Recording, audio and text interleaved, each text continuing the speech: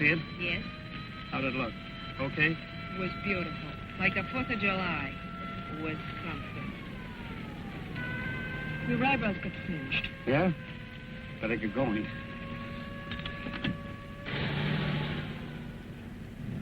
Everything's going great, baby.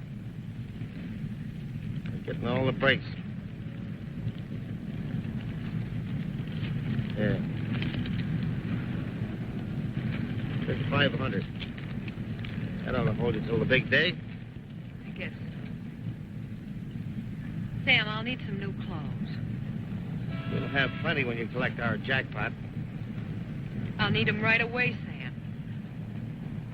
The widow has to wear black.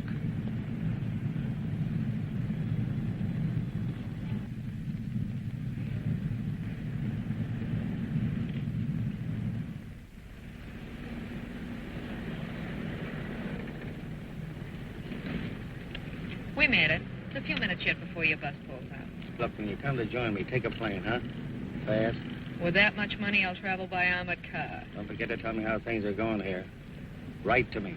General Delivery, Washington, D.C., Sam Johnson. It's a dull name you picked. It's okay for now. You can pick a better when we get back together again.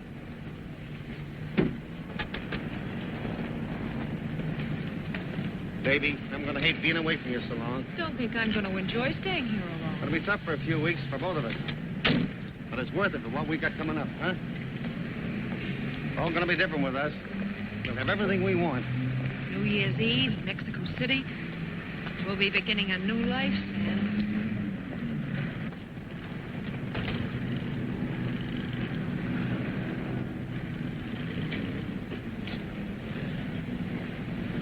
Goodbye, baby. When I tell you I'm gone forever, don't you believe it. And remember, no tears. Sam, I'll eat popcorn at the funeral. Don't you worry about that business tonight. Full of stuff like that, I must be daffy about you. So I am. This'll work out. Then I'll have you. An all-time deal. I will, won't I? Huh? Sam, never doubt me now. Don't forget to write me. Every day.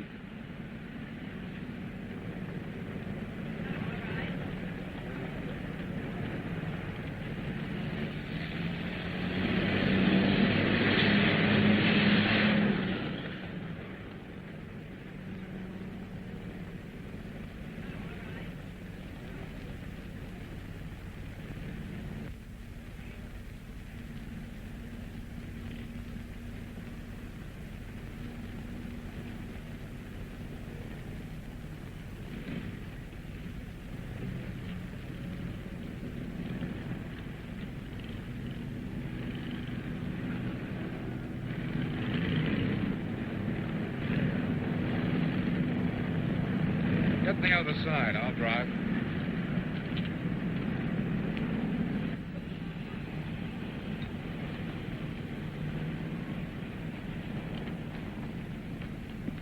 That husband of yours get off all right? Sam will soon be far away. For a long time.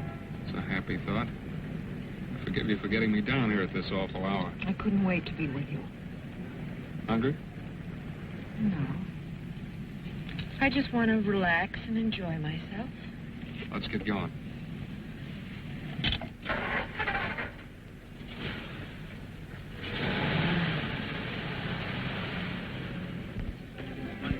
Darling, I don't understand why you want more enthusiastic and more grateful. After all, I did it for you. Mostly. I keep telling you everything's going to be perfect for us now. But you don't tell me why. Don't you trust me? I'm not Sam. No, you're not anything like you. That's why I love you. Don't start counting me until you're ready to let me know what the deal is. All right. Sam double-crossed me right from the start, spending all that money on me and making me think he was loaded. Certainly isn't money that makes you like me. So I married him and found out that he'd spent all his money putting on a show to land me. A two-bit used car salesman. And I was stuck with him. Doing my own housework, cooking for him. Tell me things I haven't heard from you before. Finally, I got fed up and told him I was going to leave him. When I've heard of Sam, I'd get him pretty desperate. So after a couple of days, he came up with an idea. You make men think things, don't you? A couple of hours ago, down at the Sunset Beach Hotel, a room registered to a Mr. Sam Grover caught on fire, and a body went hurtling all in flames out the window. After that, all they could have possibly found was a body so badly burned and smashed that they'd never be able to tell who it was, except that it had on Sam's watch and ring. Do you realize what you're in on, Edna? Whose body was it? Just a corpse Sam got from an undertaker in some sort of deal. Those used car dealers even taking stiffs as trade-ins now? Sam's been holed up in that hotel room for 3 days to set the scene. I don't think I like any of this. You told me Sam was away on business. He was, Sweet, with a $50,000 profit. $50,000? Sam's life insurance. Tonight, Sam Grover ceased to exist. That's why he went away to disappear. He's going to be waiting for you someplace. Join him with that 50 grand. And live happily ever after. Only you're not going away. But I am, Ray. I'm going any place you want to go.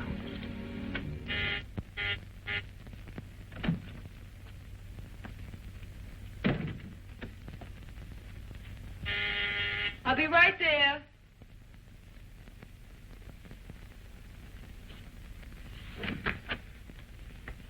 Mrs. Sam Grover? Yes? Your husband here? No, he isn't. Then I'll have to talk to you, Mrs. Grover.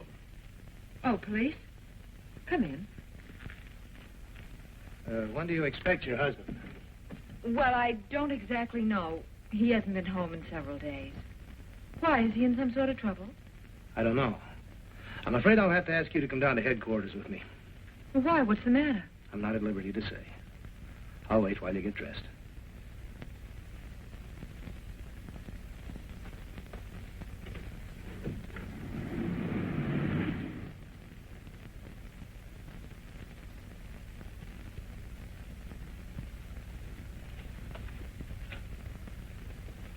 Okay, check on it.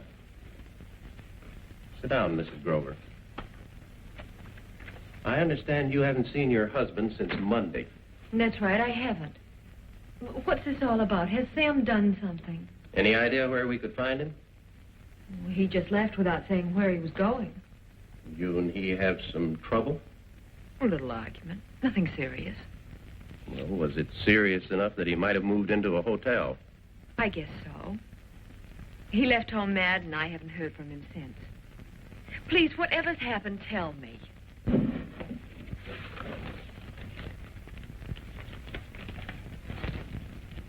Ever see these before? I don't know. They look like my husband's. The watch I gave him our first Christmas together. Where'd you find these? A room registered to Sam Grover at the Sunset Beach Hotel caught on fire. These were on the body that plunged through the window into the alley. He's dead?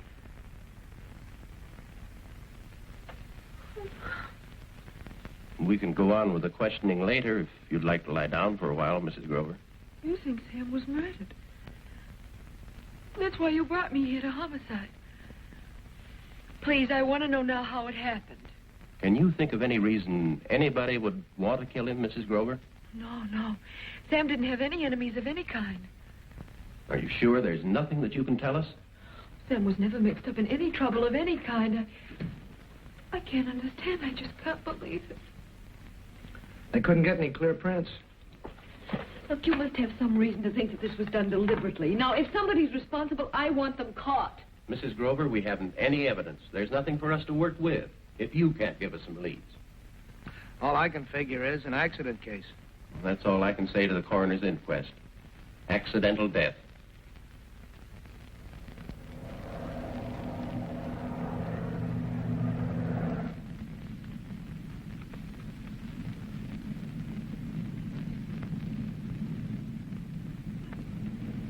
What a lovely creature.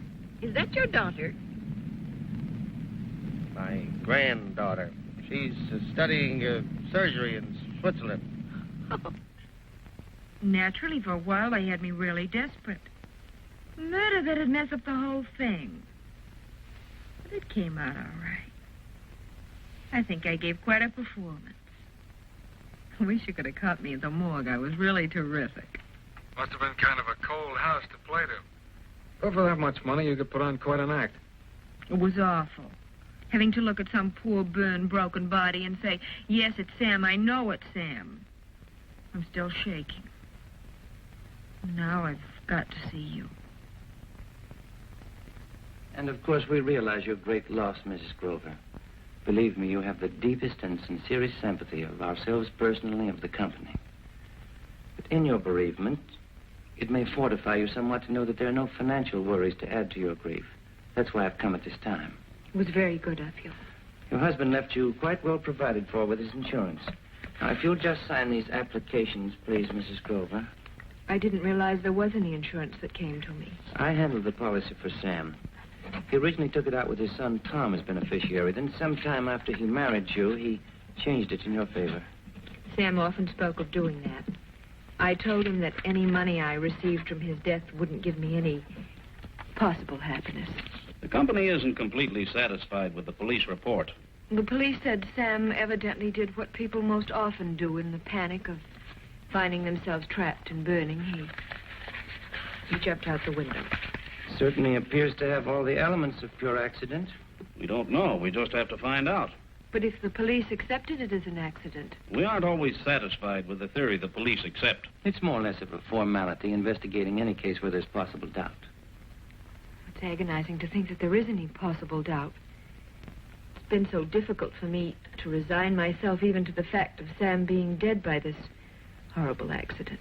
But in any case, Mrs. Grover, you'll receive the money. But before we settle, I'll have to do a certain amount of investigating. I understand, of course. My report ought to be ready within a week, unless there are disturbing difficulties. You'll hear from me. All right.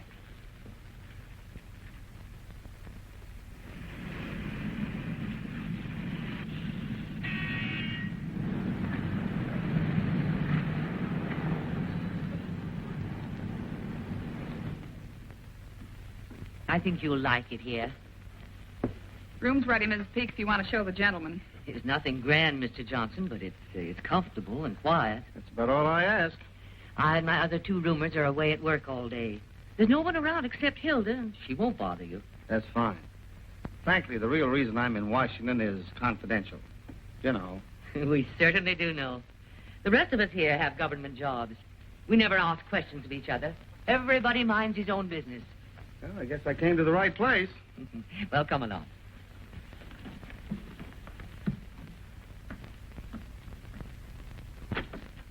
Oh, hello, Tom. Come in. Thanks. I hoped you'd come when you heard. I'm glad you're here. Are you? It isn't the same without him, is it? You haven't been around for a long time. I'm sorry it had to be these circumstances that brought you back. I want you to know that I don't hold anything against you for coming between Dad and me the way you did. I hope not. There's no reason to. It was all a misunderstanding. If having you gave my father a couple of years of happiness, that's fine with me. I tried to make him happy, Tom. I like to feel that I did. And believe me, I don't hold any resentment about Dad changing the insurance policy so you get the money. Oh, I never wanted him to. I didn't know anything about it until yesterday. He wanted to leave you well fixed, and he did. You'll be all right. I'm going to give you your share, Tom. I'm sure Sam would expect that. Thanks, Edna. I don't want any of the money. I'll get along okay on my own. I want to be sure. Did you get married yet? I was going to, but, well, this postpones that for a while anyway. I think your father would want you to go along the way you planned, just as though nothing had happened. I can't now, with this hanging over me. Well, it's not a family scandal, Tom. Your father died in a fire. Only I'm not so sure it was an accident. Well, how can you say that, Tom? I know this hit you very hard. It does me, too. But we must keep our senses.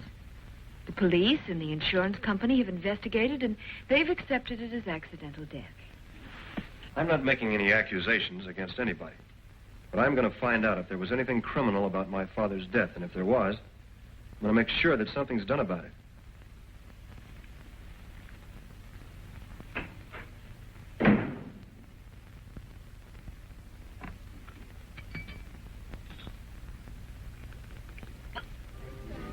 I don't know what I figured I could find out from her. Just a wild idea that I could tell something by the way she's taking it. She's smart. If she'd been putting on a big crying act, I'd have been sure she was faking to cover up something. Are you going back to the police? There doesn't seem any use in talking to them or the insurance people anymore. Just my suspicions. Tom, what about a private detective? There's one who does some work for my boss sometimes. He seems to be pretty good. You probably cost too much. He's sort of eccentric. He may take the case cheap if it interests him. That isn't exactly what we've been saving our money for. I want to do all I can. I know your father meant a great deal to you. I can't just stand still and take it the way he died. Maybe we will talk to that investigator friend of yours.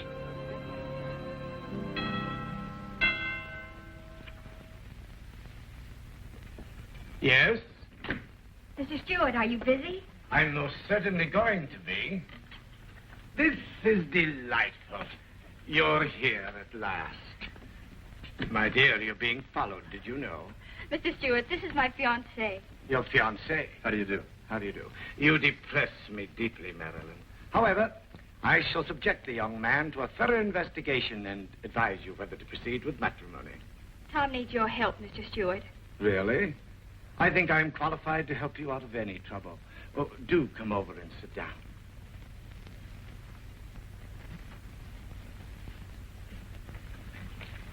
I am now ready to be helpful. I guess, first of all, I better tell you that I can only afford about $50.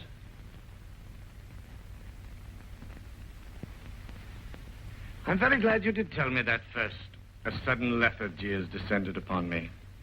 You may now tell me, young man, what troubles you $50 worth.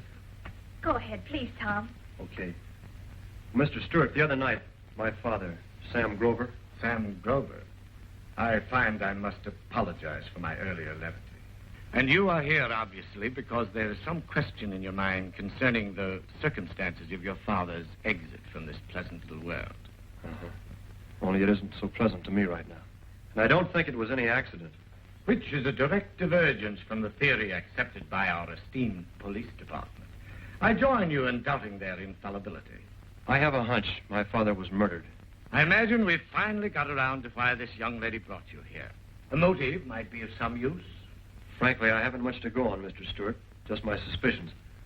My father's wife, his second wife, she's not my mother. Yes, I've seen her pictures in the daily gazettes. Dad's life insurance pays her $50,000. $50,000. Nice round sum. I think we may well consider Mrs. Grover our #1 suspect.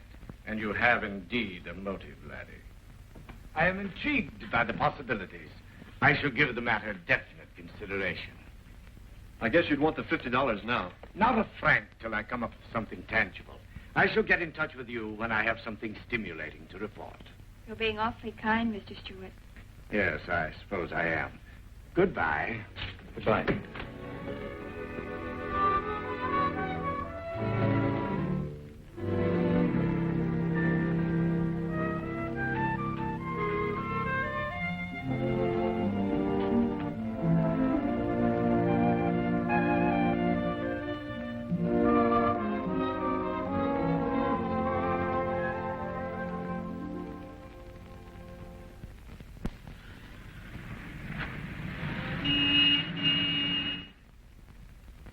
What kind of a post office is this? Right here in the home headquarters of the U.S. Postal Service, a man comes around faithfully every day and you don't turn up a postcard or anything for him. Not even a bill. Nothing for Sam Johnson. Nothing, huh? Thanks.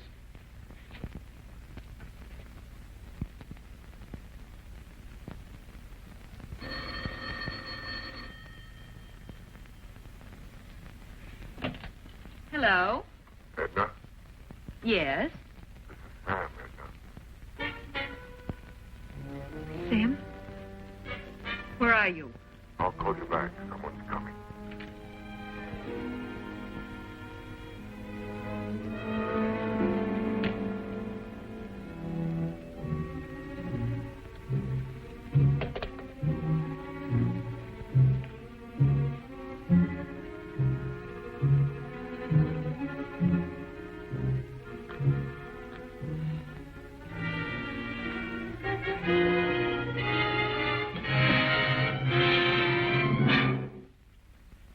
Allow me. Who are you? Huntington Stewart, one of the better private investigators. How'd you get in here? The doors of most homes are very vulnerable to passkeys. I felt that our little telephone conversation entitled me to guest privileges. I don't recall any telephone conversation with you. It was rather brief. I didn't allow you to be very communicative. I'm awfully afraid I hung up rather rudely right after you said, Sam, where are you? I was so startled. Voice from the dead, I didn't know what I was saying. You said just the right thing. Your answer was very gratifying. You don't look like the type to play telephone tricks on widows for your amusement. I suppose it does need a little explanation. Yes, it does. I was engaged by young Mr. Tom Grover to investigate his father's untimely demise. I shouldn't think an upset son's wild ravings would inspire anyone with your experience. Well, frankly, the boy's problem doesn't interest me particularly. Really? What would? Money. Afraid you've come to the wrong place. Let's not forget, Mrs. Grover, I am aware your husband is alive. You have a problem. You? I admit I misjudged you, my dear. In a case of this sort, one's first suspicions are apt to be rather nasty. You know, I found that out. People seem to get the idea I killed Sam, so I could collect his insurance. I fell into that error, except that I didn't feel you could have accomplished it alone. I wouldn't even have thought of it. In pursuing my false premise, I regretfully announce that I stooped to employing the basest procedure of my profession. And that must be pretty base. It's almost always a dull business, and your case was no exception. I was quite bored following you and that young man. Any particular young man? That handsome chap. I believe his name is Ray. So you've seen Ray and me together. That's not enough. My dear, it's quite sufficient to have made it seem likely you and your young man contrived Sam's death, making it look like an accident, so that after you'd collected the insurance, you and the boyfriend could go away together. You'll never find anything to implicate Ray. Possibly not. Getting any material evidence against you two would have required some physical effort on my part. And I'm a lazy creature. Besides, character traits are so much more intriguing. I'm sure people's minds are more interesting than their fingerprints. Absolutely. I find we have one thing in common. You and I? You and I. It takes money to make us happy. Money isn't everything, they say. And speaking of money, I possess certain priceless jewels of information. Priceless? The very for close association with this Ray fellow would elevate eyebrows among the insurance and police people. You really have an evil mind. A very valuable asset in my profession, dealing with the people that I do. No doubt. And the revelation that your husband is actually alive, and you knew it when you signed the insurance claim, would inevitably result in your conviction for fraud. I have a feeling you're not going to tell them. No. Neither my client nor I have anything to gain by your being sent to prison. I'm not hollering help yet. You're in no position to holler. Personally, I hope very much that you get the money. The full amount. That's what I've been waiting for. And I feel definitely that the son, Tom, should share in the benefits from the insurance. I wondered how you were going to put the proposition. Didn't Tom tell you that I offered him some of the money and he refused to take any part of it? Yes. But then you could say how much. Now I'm in the position to name the amount. How nice for you. I feel that 5,000 would be a fitting sum. The lad wants to get married. I suppose you realize I won't get any 5,000 until the insurance company pays off. Up until that point, my client and I shall be paragons of patience. You'll keep in touch with me, I'm sure. Mm-hmm. Constantly.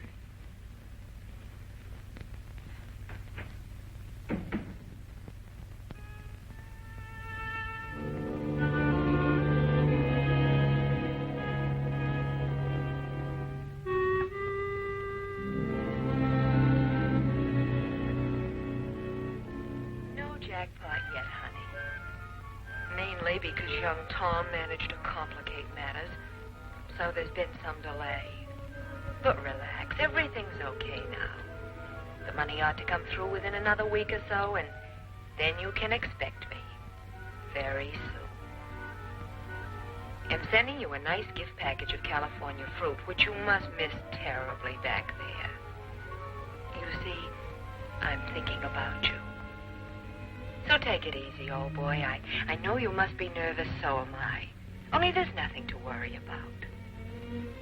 But please, Sam, don't get upset and do anything crazy, please. Just stay planted there, lay low a little longer. And as soon as I get the money, I'll be on my way to you. Love, Edna.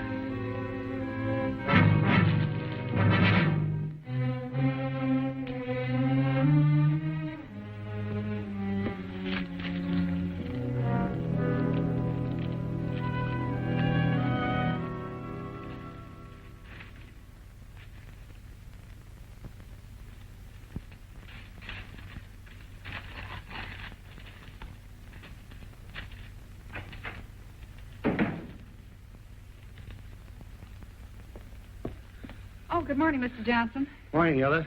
I guess you needn't bother to take your hat off. I don't understand. The landlady asked me to tell you she wouldn't need you any longer. Sorry. Why, I wonder?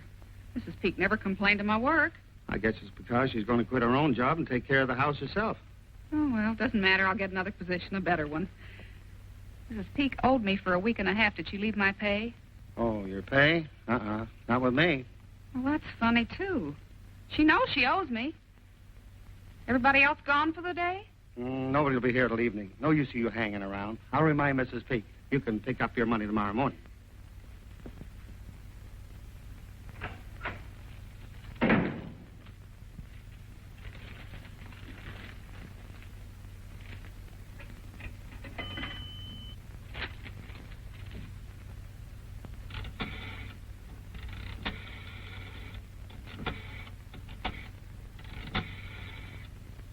You've got a lot of nice, solid, substantial stuff here.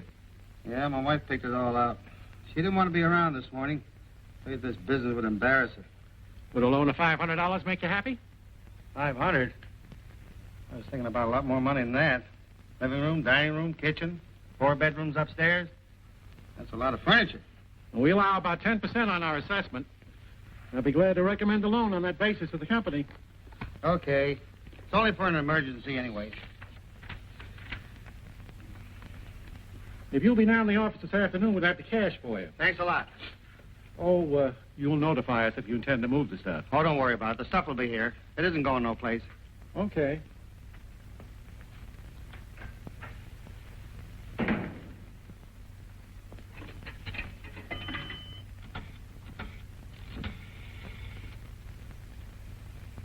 Give me the number of the American Airlines.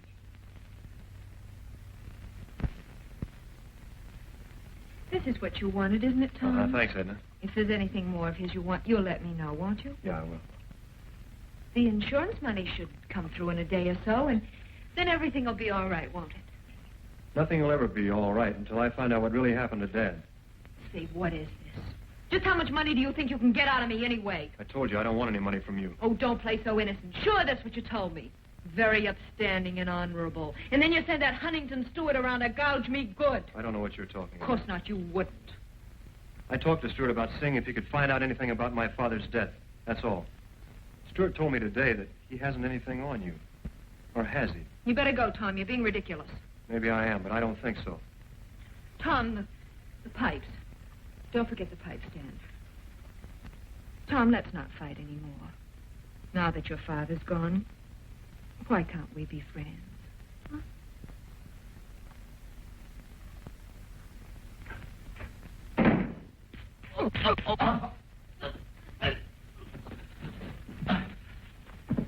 You lied to me. You told me you didn't have anything on Edna. Now talk. I can't explain with you throttling my vocal cords. All right, now what do you know that's worth money to Edna? I find it impossible to express myself intelligently under the constant threat of your violence. May I sit down? Okay, I'm waiting, Stuart. Do you know Ray Belden? No, who is he? A handsome young friend of Edna Grover's. I might say a very good friend. Now we're getting somewhere. When I was able, by my Machiavellian machinations, to learn of their association, Go on. it seemed quite possible that Edna and he had conspired to do away with your father. So they could have each other and plenty of money besides. That's it. We've got it. That was my conclusion. And may I rise now? I should like to repair my appearance.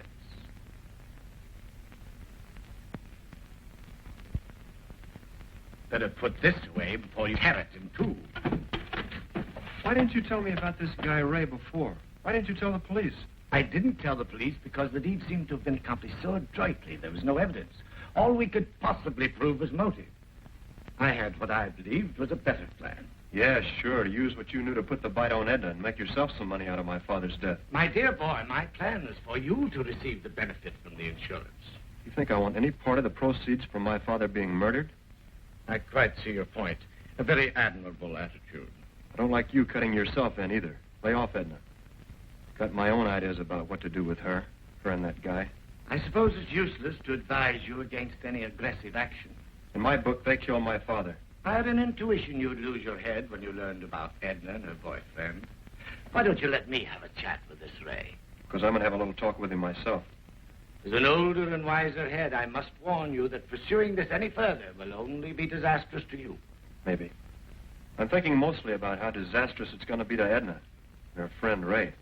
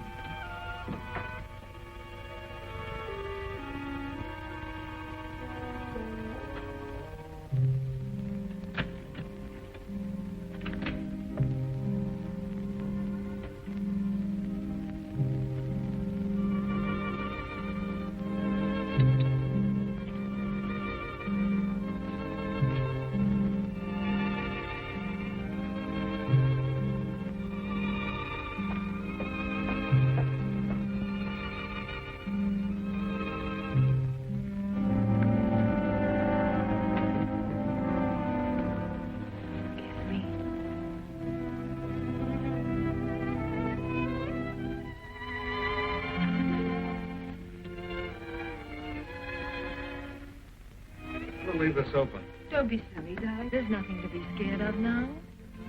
This is our last moment together for 3 long weeks.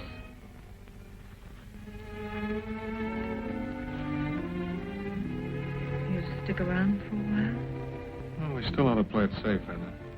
Let's not let anything spoil it all now. We'll have the rest of our lives together.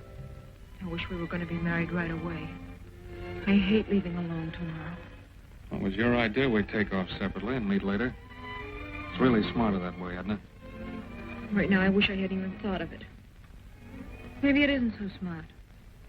Maybe you won't come to join me. I'll be following right behind you. Frisco, then Diamond Head. And the boat that docks 1 week after yours. And New Year's Eve in Honolulu. With you. Edna, I need some new clothes and have to get by until I meet you over there. Of course, Ray. I'll write you a check.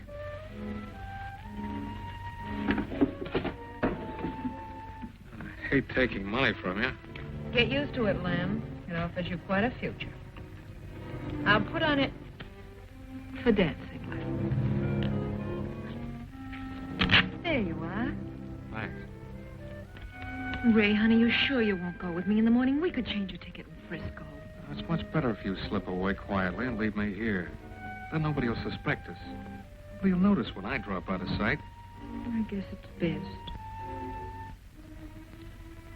Oh, darling, darling. See you soon, sweetheart.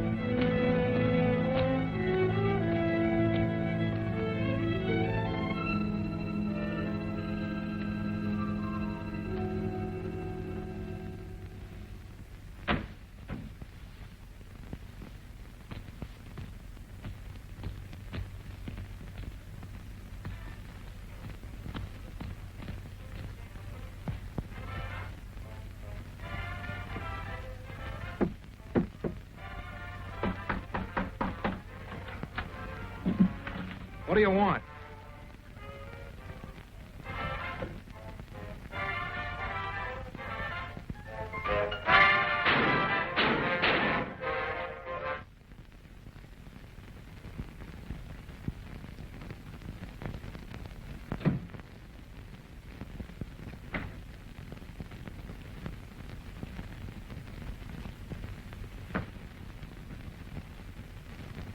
Who is it?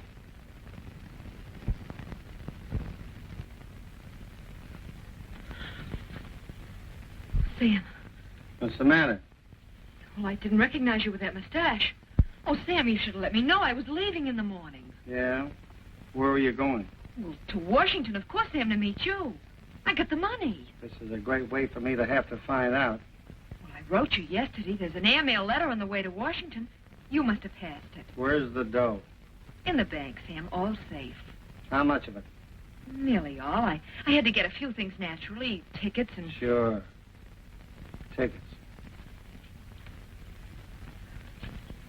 You got the letter, didn't you, explaining what took so long?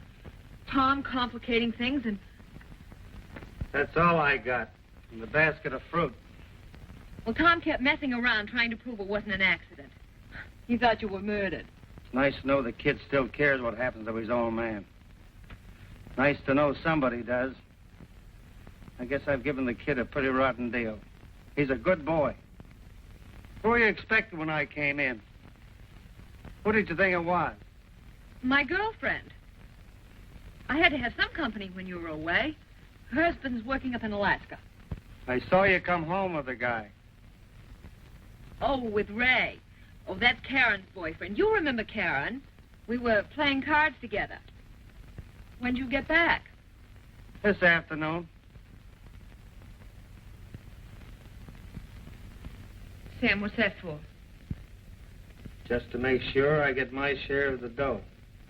Well, it's a little unnecessary. Until I get my $25,000, you're not going to have 1 minute alone. I'm tired of being alone. Listen, Sam, why split the money? We can still go to Mexico, can't we? It'd be wonderful there. Marvelous. I read about a little character place called Tasco. With what we've got, we could live in luxury there. No worries, no bothers. It'd be heavenly, Sam. There isn't going to be any Mexico. All I want is my cut of the money. And I'm getting away from here.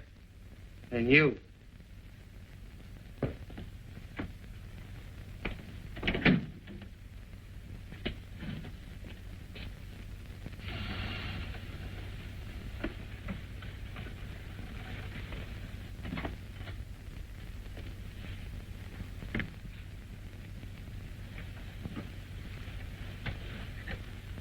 Turn off the lights.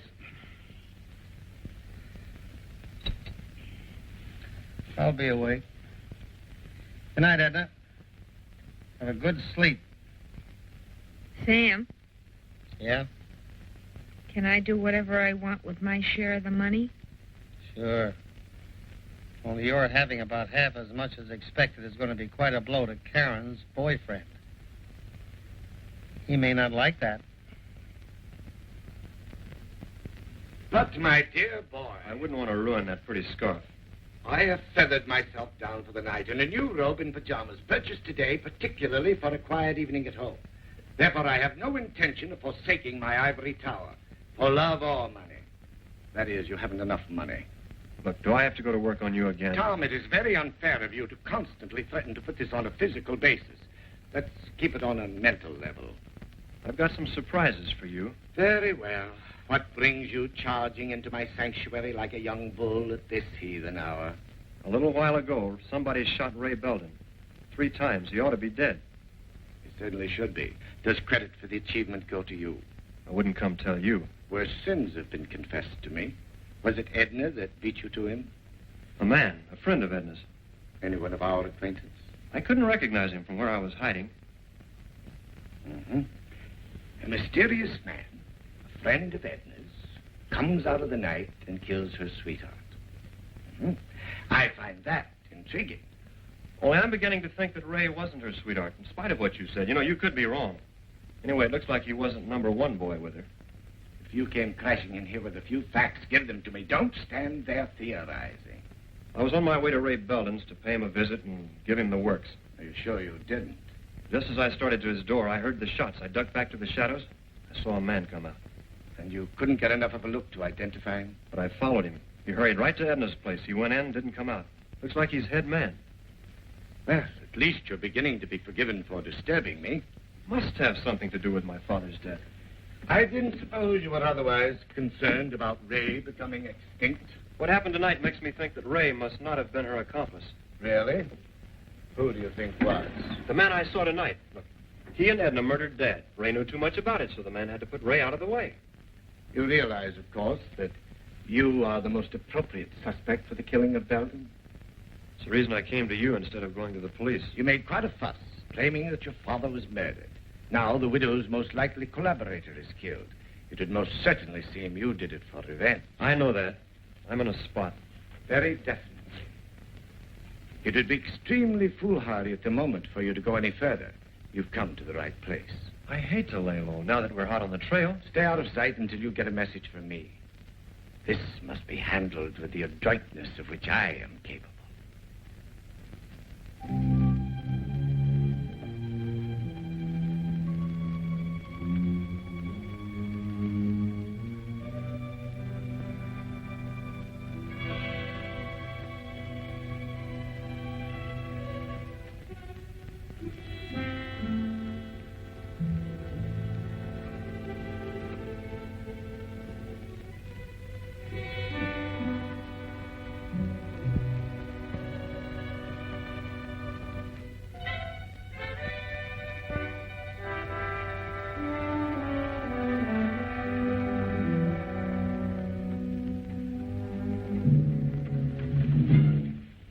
I wasn't asleep.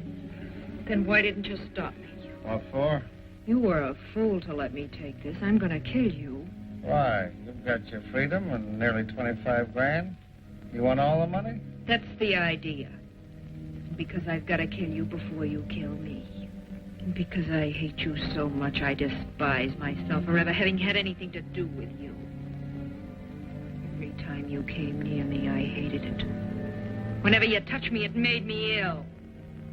Everything you did revolted me. I hated the way you let me push you around. The stupid way you sacrificed for me.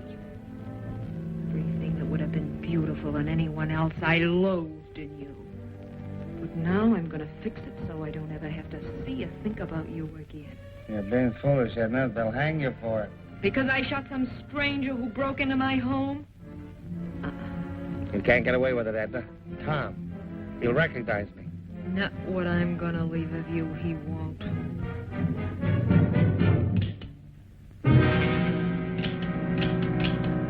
Guns have to be loaded.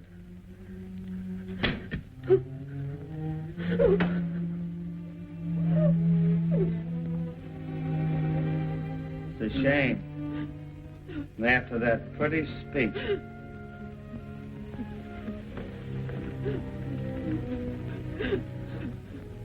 You're all wrong, Edna. I wasn't going to kill you. The money isn't why I came back. All I ever wanted was you, Edna. You were everything to me. Money didn't mean a thing. Except a way to keep you near me. There was a time when I thought I'd die if you ever left me. But now I think I can get along all right without you. You're through with me, and I don't want you anymore. Very nice timing. So all I want now is what's coming to me. My share of the insurance. And you're going to the bank and get it. In cash. I'm taking my full half. Only $5,000. I see no reason why I should pay for any tickets to Honolulu. I guess that polishes off everything between us. Who is it? Cab's here. I'll be right there. Do I need to remind you that neither of us is in any spot to turn the other into the police? I just want to forget you, Sam. Well, have a happy new year. Any place. Goodbye, Sam. So long, Edna. Love may be a little overrated.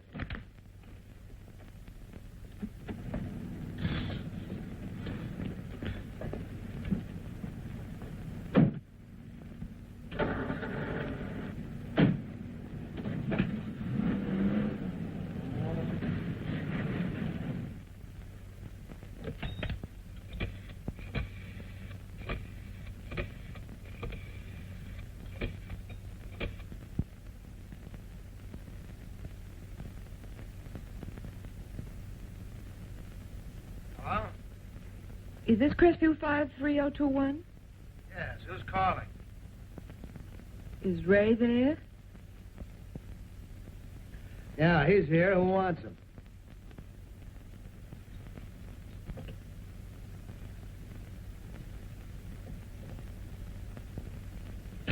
For a woman, she didn't talk very much.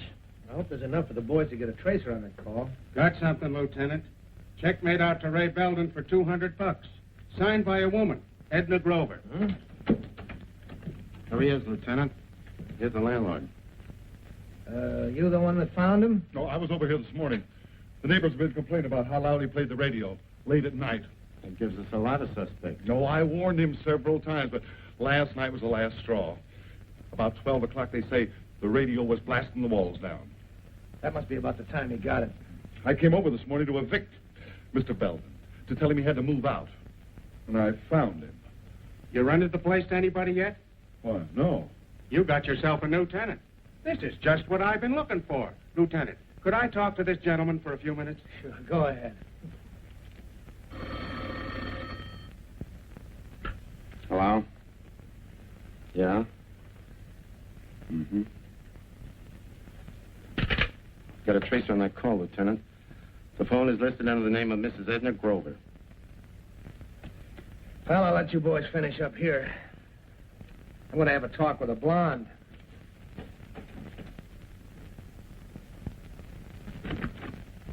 Well, hello. Hello, Mrs. Grover. Nice to see you. You're quite a girl.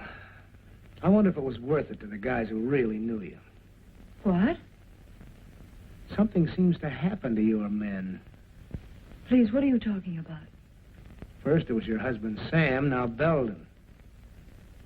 Ray? This was no accident. 3 shots pumped into him. What are you saying? What's happened to Ray? He's dead.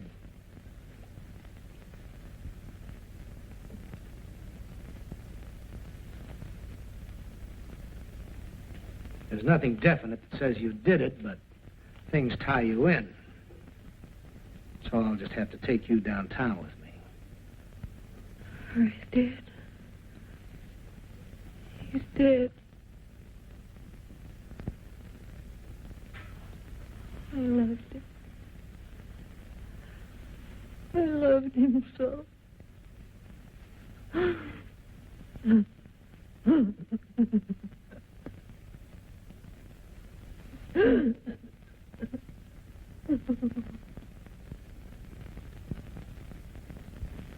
Doesn't live there anymore, huh? Since his father died. I see. Did he leave a forwarding address? He's an old friend of Tom's. I'm very anxious to get in touch with him. It's very important. No, it's not possible for him to call me. Well, thanks anyway.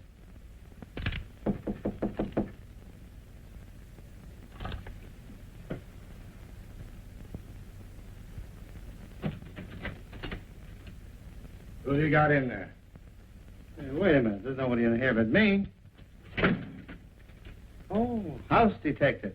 You look like a better class of hotel. I sincerely hope so. What is this? What do you want? Turn around, please. Stroll over toward the wall. Stop. Lean forward with your arms wide and your hands against the wall. Spread your feet far apart.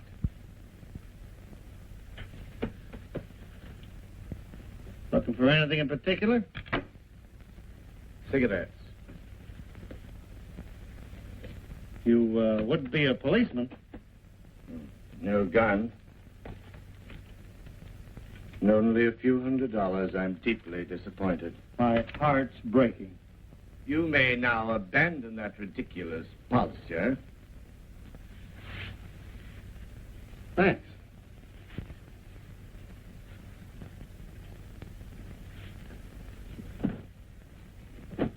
Move over and stand looking out that window. It might offer a splendid view 9 stories down. Maybe I don't like any of this. Maybe I'll make you use that gun. That is precisely why I have it handy. It would give you a lot of explaining to do to the police. I think the police would listen very attentively, and I strongly urge you do the same. Right now, or very soon, the discovery of the body of a man murdered last night would interest the police in any possible prospects. What has that got to do with me?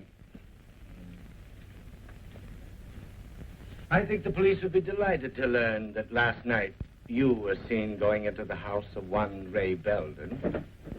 3 shots later, you were the one who came out.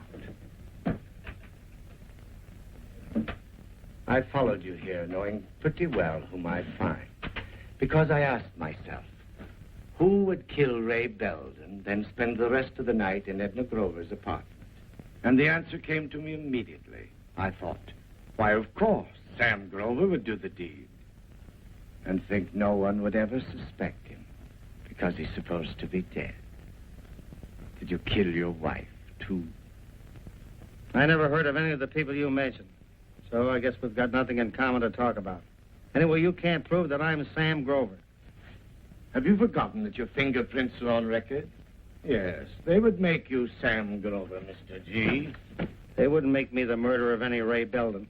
Perhaps you have that covered. But there certainly would be considerable interest in you as a man who swindled an insurance company.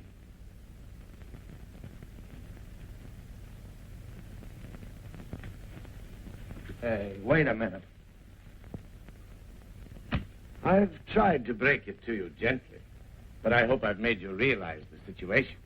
If I turn you over to the police, you face charges of both fraud and murder. Well, what do you want? Not all. Not everything you have. I wouldn't want to leave you with nothing to lose. You might be moved to do something desperate. How much? Say, $5,000. What am I buying with that? Your absolute freedom, Mr. Grover. How do I know you won't still turn me in after I pay off? How does anyone ever know in cases like this? However, you are blessed, taking less than the usual chance. What break am I getting? Don't you see? It'd be very damaging to my excellent reputation as a detective to have to report that I had my hands on a man wanted for fraud and murder and let him slip away. You shall have your liberty, Mr. Grover, and at a very moderate price, I maintain. I haven't got the money here. I'm fairly certain of that. I followed you to the bank this morning, but you got in before I could park my car. I presume you put the money in a safety deposit box. Naturally, I didn't want all that money with me over the weekend.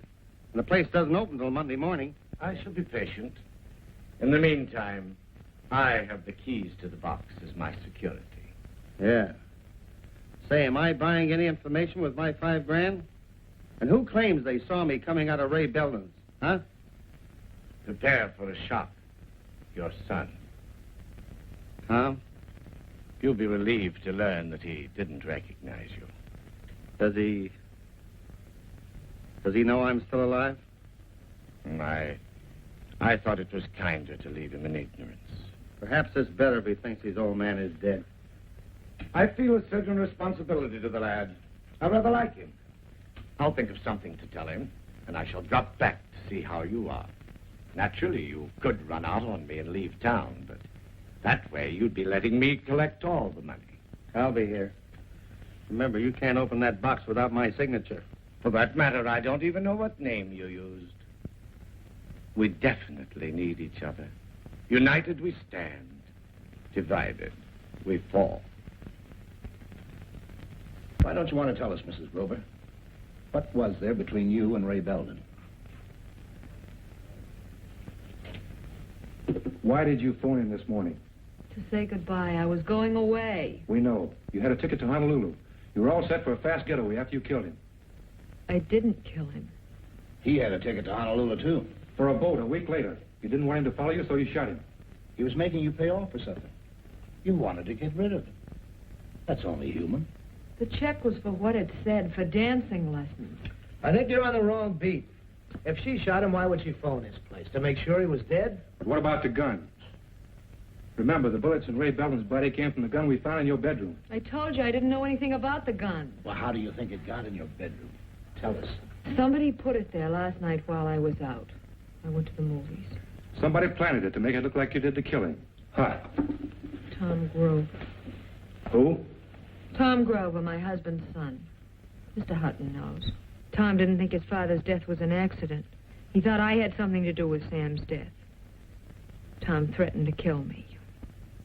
Maybe you did murder your husband, and Ray Belden knew about it. That was why you put him out of the way. I didn't kill my husband, and I didn't have any reason to kill Ray. The last time I saw Ray, he was alive. You say you were home last night at the time he was killed. Who can prove that?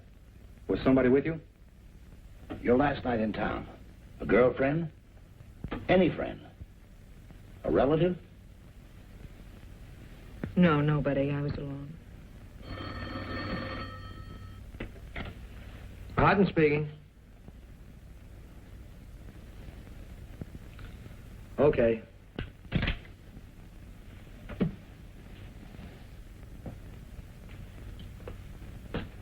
The fingerprints on the gun.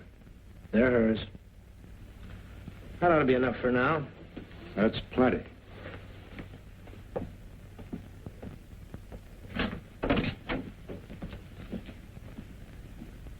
You can come in now.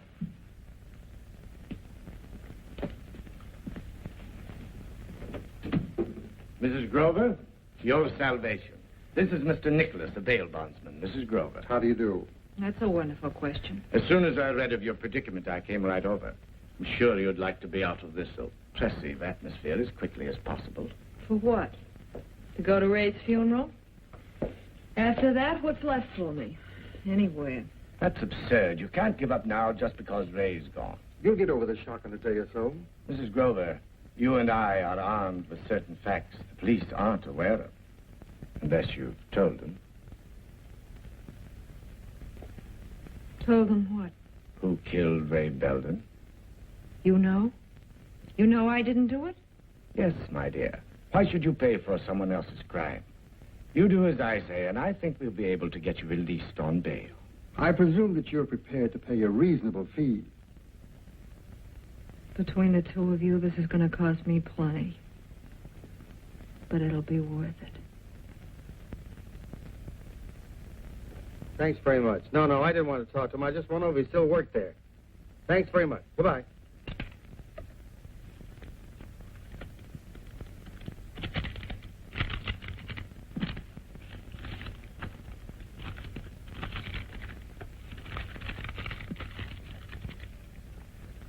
Would you get me a messenger, please? Room 911. The blonde widow appeared before Judge Harnell dressed in a symphony of black with matching accessories. As she walked out of the courtroom, she smiled sweetly for the reporters, still proclaiming... Look, honey, I'm in no mood to listen to descriptions of Edna. Just give me a quick briefing. Edna's going to plead guilty to shooting Ray Belden. Guilty? When she didn't do it? The charge is reduced to manslaughter. She's out on bail. After all she's done. Her story is she shot Ray Belden in self-defense. Don't you see, Marilyn? Belden knew that she and the guy I saw murdered Dad. That's why he had to be eliminated. Edna's covering for the real killer because she'll have a better chance with the jury. Are you going to phone Stewart? Sure, he's supposed to let me know how he's doing, trailing by Mr. X. So Tom Grover at this address? That's me. You sign this receipt, please. Thanks. Maybe that's from Stewart. What is it, Tom? $5,000. A note that says, just forget about your father and be happy. Hey, messenger! The way you work? My brain is always active, Edna. Delighted to see you, my dear. I haven't any time for polite conversation. I came here for one thing. I want you to find Sam. Just when we've found a way to save you from conviction for a crime you didn't commit, don't, for heaven's sakes, go out and do something to hang yourself. He killed a man I loved. Nothing you do now can bring Ray back. Pray, let's be practical. Sam, being guilty of fraud and murder, is undoubtedly a desperate and dangerous man to corner. Not my cup of tea. All you have to do is find out where he is. I'll take it from there. It's nearly $10,000, Stuart. I'm not even tempted. The money you gave me has made life so luxurious, I have every intention of keeping myself alive to enjoy it. I have a feeling you don't want me to find Sam. I definitely do not, for your own sake. Forget Sam. Try to forget Ray. You have a chance for freedom and a fine future. They say everybody has to pay for their sins. Funny, I always thought you were the man who collected. You've paid your debt, dear girl. Now life owes you some happiness. Let me out before you pass the plate.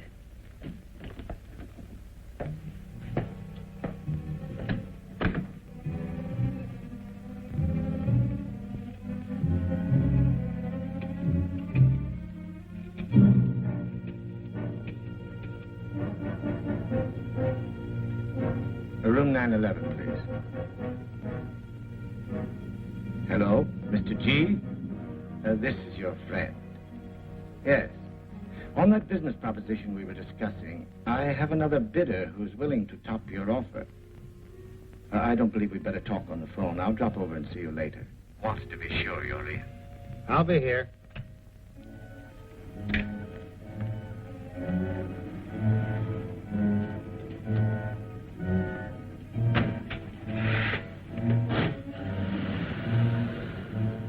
Follow that car pulling out.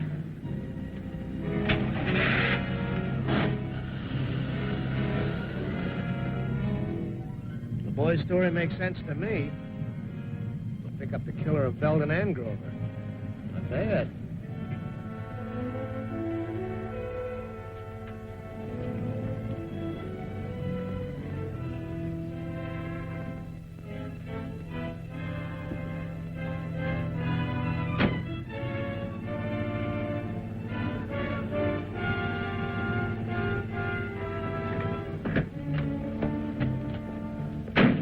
Here's $20. Wait for me. I won't be long. You don't think you're going to park here, do you? Well, my fare will be right out. There ain't an open spot in the block. You may need that for a client. What do you think, you own the street?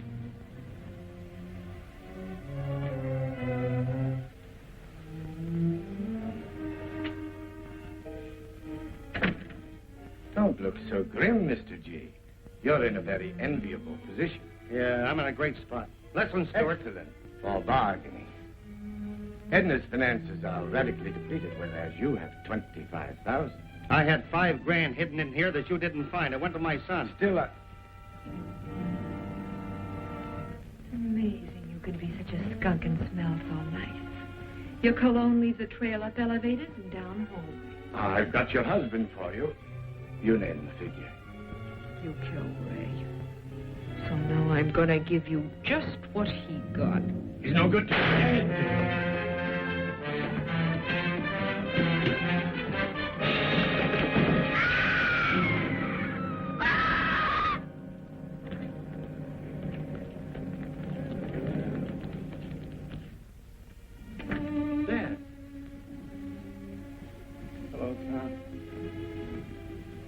Dad, I didn't know. I brought the police. It's better this way. I'd rather pay the law than him. Blackmail may be the lightest rap he'll take. Me, I'll get the full treatment. Are you still around? Didn't your bear come out yet? Yeah, she came out.